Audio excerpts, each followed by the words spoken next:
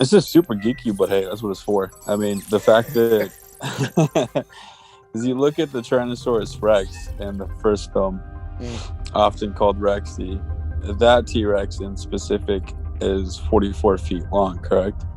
And the buck and the doe are believed to be 40 to 42 feet long. And the Jurassic Park 3 T-Rex is on the size chart for JP3.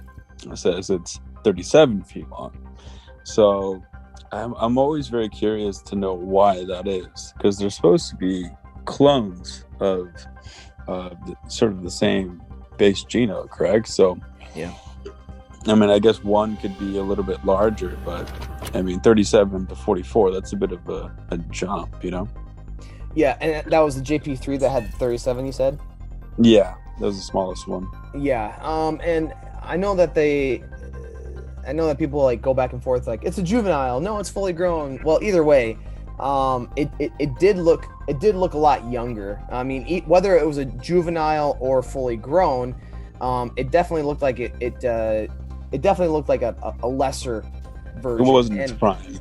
Yeah. Right. And the buck and the doe, they were supposed to have been clones, but it's not confirmed whether or not the JP3 Rex was actually or is it?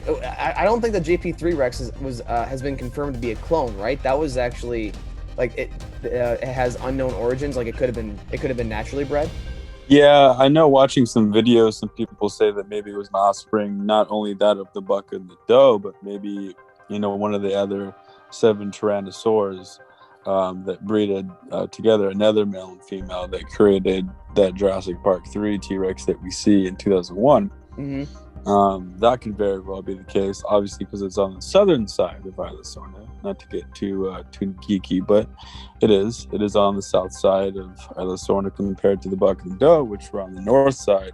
So it would make sense because of the coloration, it being different than that of the male of the Lost World, if that makes sense. No, it definitely makes sense. And so my rebuttal to that, or a response to that, is actually I believe that, but I don't know necessarily about the buck and the doe because they were clones. But as far as the JP3, if that was a naturally bred dinosaur, I'm just thinking like that the original Rexy, the original clones that were a part of her pod, if you will, they were bred, and they were definitely an amalgamation of different genomes, so like with having the frog DNA in there, and then having also just having to like put together this first base clone. It might not be a prototype, but it's still an early iteration, and obviously Dr. Wu in Jurassic World is the first person to admit like nothing in Jurassic Park is real. Like if you wanted real dinosaurs, it would probably look a lot different. And I'm wondering if that's right, that like the original clones were just bigger because they had a different soup in their DNA, but then as they continue to grow, I never thought about it like offspring, like then the offspring end up being smaller because their body is adapting, and then spawn of dinosaurs then are smaller or have a different dimensions because they are adapting going back to the original. Back to the original, but then also even simply just adapting to their surroundings, because the Jurassic Park dinosaurs, the Jurassic World dinosaurs, not all of them were very tropical, you know, like the Tyrannosaurus Rex roamed a lot of North America, you know, and North America is not necessarily tropical. Some paleontologists or, you know, paleo people might fight me in the comments going like, no, Samuel, you don't understand though, because, you know, like before the asteroid or whatever, but like, I don't know, but I'm just thinking Jack Horner, you're welcome to come along. Jump on into the conversation. But the idea comes back around to that, I highly doubt that all of the dinosaurs that you see in Jurassic Park are just like, oh yeah, we feel 100% at home in this natural habitat of tropical Isla Nublar or Isla Sorna. And like, no, I believe that a lot of them probably would have been used to like a lot of like forested areas of North America that we have nowadays. You know, it might have been a lot smaller, but the trees might have been a lot smaller, but the idea remains the same, that I don't think that I don't think that you need a huge body if you're going to be living in the tropics, you know? Like, the dinosaur might need to be smaller in order to be able to have a lower profile to fit underneath the trees. So, like, this microevolution in order to be able to find more shade, in order to be able to find respite from the sun so that it can get cooled off. Like, if you look at all these different geeky little science things, like, there's different possibilities and explanations that you might be able to find for at least the JP3 dinosaur being smaller. I mean, to go back, that's a great point. But to go back to the buck and the doe and their size difference with Rexy, it's not too much different in comparison to JP3, which is obviously just 14 and a half feet tall and then 37 feet long, maybe 7 tons. If you look at the buck and the doe, for example, the buck and the doe, 17 feet high, about 8 tons, let's say, and 40 to 42 feet long. So a little bit slimmer than Rexy, about 9 tons in the first film. I mean, she's massive in that film. For me, it's just the size, like as far as like the length, like the 42 compared to 44, like that's just like 2 inches. It's like, why is Rexy 2 feet or 2 inches bigger than, or 2 feet bigger than the buck and the doe? You know what I mean? Right. I mean, as far as Rexy and the buck and the doe, so let's look at it this way. So Isla Sorna is the factory floor for all the dinosaurs. Nublar is supposed to be the park.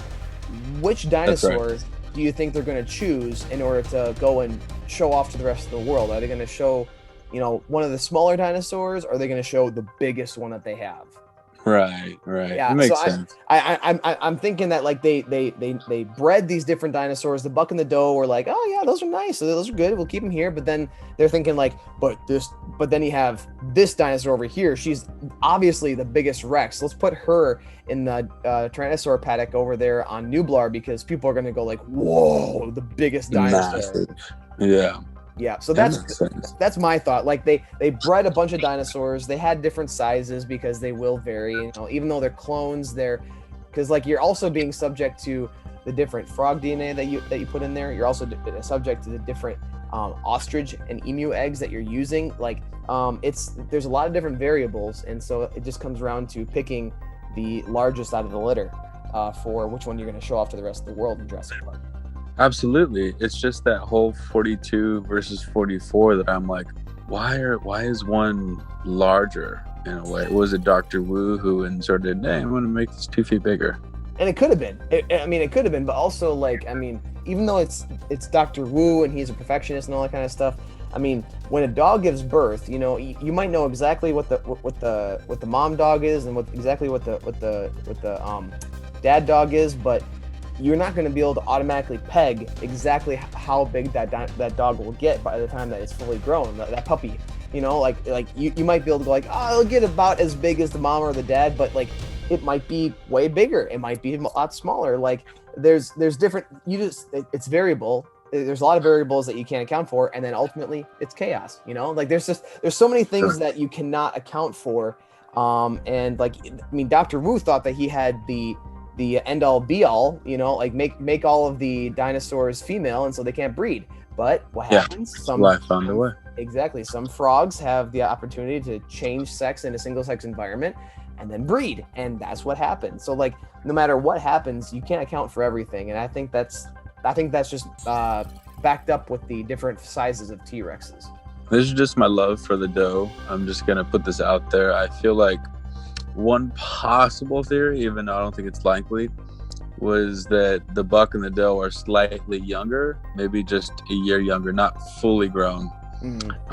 So maybe in 1998 they actually reached 44 feet. That's a possibility, but I think you actually you hit it right on the nose. That's honestly what I think it is. Like when you're filling the gene sequence gaps with the frog DNA, when you're putting it in different ostrich and emu eggs, when even to the idea of like what you feed it when they're growing, if that could even affect the growth rate. Size. Exactly, because if you're feeding it hormones, that is true. Bada bing, bada boom. You're gonna have a bigger animal because you're feeding it growth hormones. So. And Sorna versus Nublar is different nutrition for the OG Rex. The Rexy, dare I call her that, and then buck and doe. It's Right. totally different nutrition for all three of them, or for the buck and the doe and for Rexy. Exactly. Yep. Nature versus nurture. Exactly. So, I mean, it could be a million and one different things, but all in all, I mean, they're very close in size. Like it's it's slightly off. It's just the JP3 Rex that's kind of way off. Yeah. Yep. And going back to theories again, I believe it's because it was a naturally born one, but that's only a theory.